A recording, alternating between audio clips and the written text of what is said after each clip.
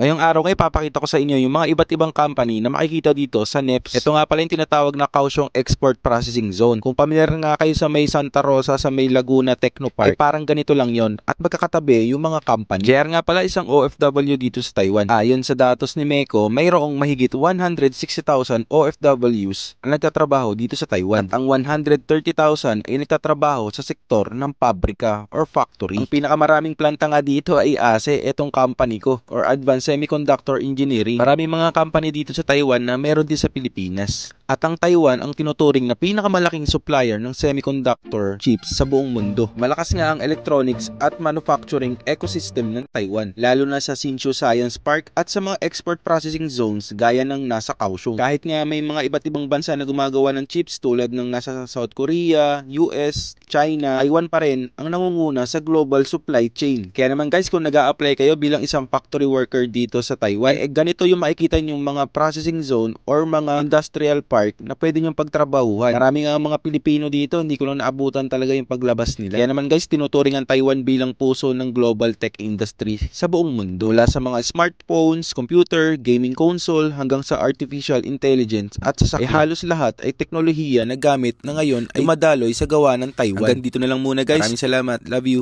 Peace. Power.